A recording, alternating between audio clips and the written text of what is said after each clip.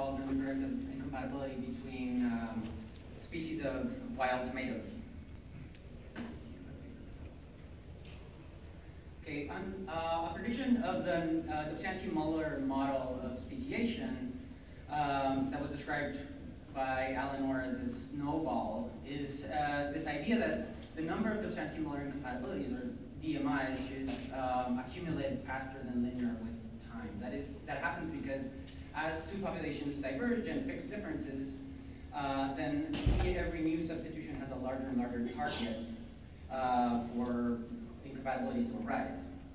And there's a little bit of empirical evidence of the snowball effect, like this one from Leonie Moyle and Taknakasato, who in 2010 set out to ask about the number of QTLs that are involved in two fitness components, on the seed side, on the pollen side, of 3 pairs of species of wild tomatoes. So they used introgression lines and detected that the number of QTLs in the seed fitness component is actually following a quadratic that is consistent with the snowball effect.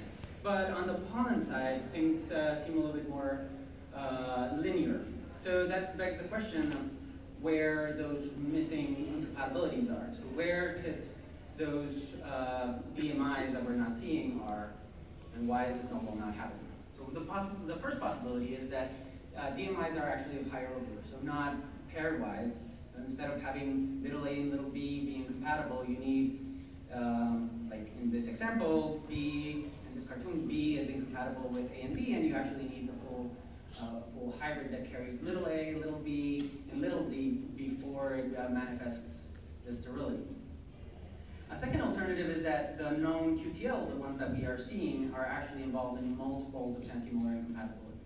That's a little bit counterintuitive because originally Alan Orr's model thinks about probability of interaction between two loci as very, very low, right? So it is very unlikely that you find a single locus that is involved in multiple ones. But let me walk you through examples of how I think this would be working. So if you think about a network of genes, or a set of genes that are acting together to produce a phenotype, like say controlled pollen sterility, then you can do a little cartoon like this one here, and each node is one locus, and then the red edges would represent an existing DMI.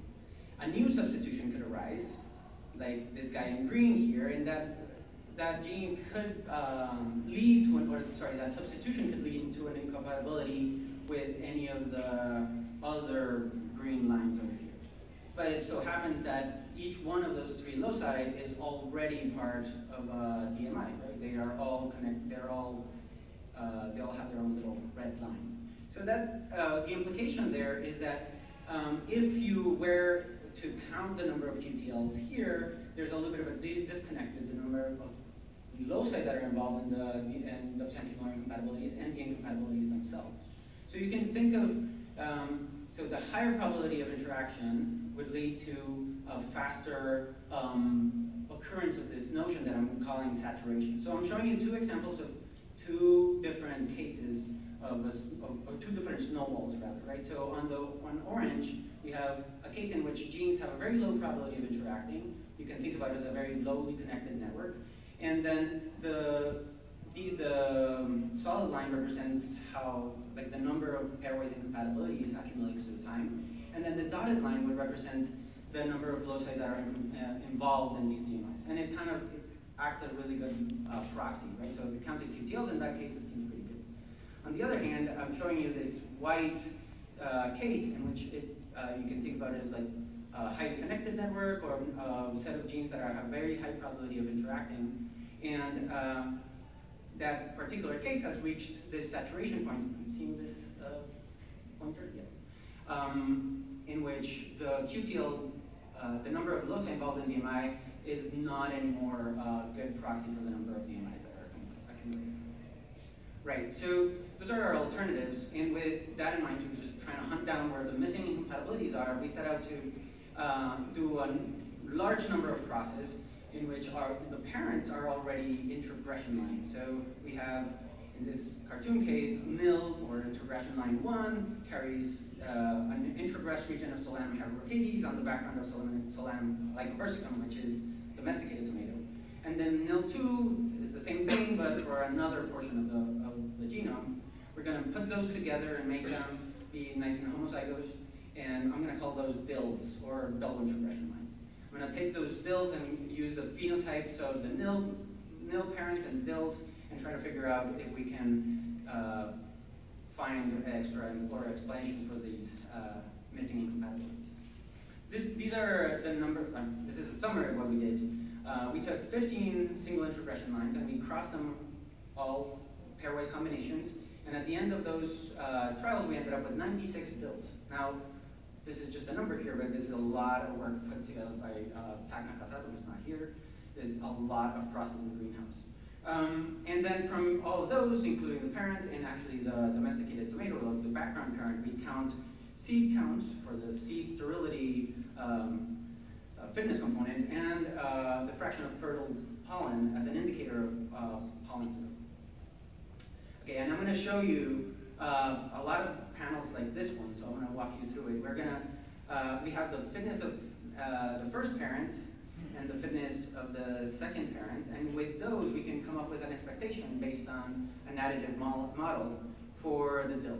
And then we can use a likelihood approach to compare whether the observed fitness of the DIL is explained by the sum of the additive or the additive components of the parents, or if it deviates from those.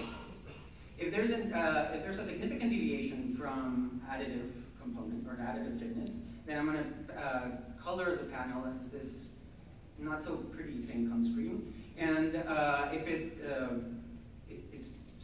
I will color it pink if the expectation is higher than the observed. That is, the nil is a worse hybrid than the sum of its parents. And I will color it green if the hybrid is better than the additive components of its parents. Right? So it's over the expectation. Okay, and I'm going to put all these panels together. I'm going to show you in a single matrix. And this is kind of what we expect. So we have all the parents on the rows and columns, and each one of these parents are ordered by the size, the effect size. So all to the right and further down, they're the sterile nils and the non-sterile nils that we don't detect a significant effect with respect to the background parent. And so the expectation is that we will, if there's higher order DMIs, we'll see a lot of really crappy hybrids, or hybrids that are way worse than their parents, especially for parents that are non-sterile. So we'll see a lot of pink in this top area. On the other hand, if we have a lot of interactions among DMIs or QTLs that are involved in multiple DMIs, we'll probably see a lot of rescue effects, especially among sterile DMIs. Sterile nils, I'm sorry. Okay, so these are the results. On the left-hand side, we have the seed fitness component and the pollens on the right. And then the first thing that pops out is that there's absolutely no pink. There is no case in which the hybrid was significantly worse than the additive components of the parents. The second thing that is striking is that seems to be some sort of accumulation of green area over here. That means there's a lot of hybrid rescue, especially in the pollen. That doesn't seem to be the case for seed. Right? So basically the QTL that we have for pollen seem to be interacting a lot more among themselves. There's a lot more rescue there. I can show you those same results in a network way, and it looks kind of like this. So the orange nodes are the sterile parents, and the blue nodes are the non-sterile parents. And you can see that if each edge is a significant interaction or significant epistatic effect between these nils, then the pollen side seems a lot more connected than the seed side. So it seems like even though it's a little bit hand-wavy and it's not really a direct test, the seed patterns of interactions might be consistent with the fact that we actually see. So we're seeing the snowball effect in the seed side. So the number of QTLs that we're seeing in seed are snowballing nice and pretty over here. Is kind of consistent with a network that is not saturated, or that has been, or that is basically very lowly connected. Oops, sorry.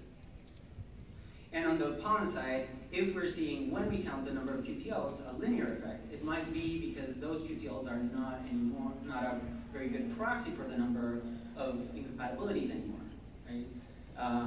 And that could also mean that the network of genes that produces the pollen sterility has either fewer genes or are highly connected genes, or have other sort of differential selection stuff going on that is quite controversial and I won't get into. So in conclusion, I think I've shown you that interactions affecting hybrid sterility are very common. We found a lot of them in our process, and all of them are antagonistic. That means that the direction of the epistatic effect is against the direction of the hybrid, of the contribution of the parents, right? Because all of the ones that we saw were hybrid, led to hybrid sterility, then hybrid rescue means hybrid antagonistic selection. Or, sorry, antagonistic epistatic effects. Right. And then I show you that the patterns are exaggerated for pollen sterility phenotypes. That is, most of the antagonistic interactions that I showed you are accumulated in the sterile pollen lines, and that those interactions could be a good hint that the sterility QTLs that we're seeing in pollen are actually part of what I'm calling a saturated network that might explain the patterns or the lack of snowballs. With that, I would like to acknowledge the work of Chris Muir and Sarah Josway. Chris did a lot of statistical work for this before, and Sarah did a lot of process with TAC and Moyle and Han labs in Indiana University.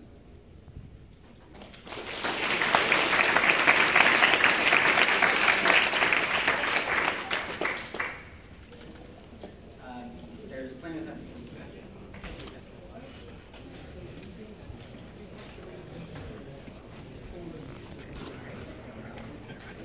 Do I have a reason for it? How can I speculate about it? Yeah, I think that, I mean, it's a little bit, it's very humbling, I guess. I think pollen is weird.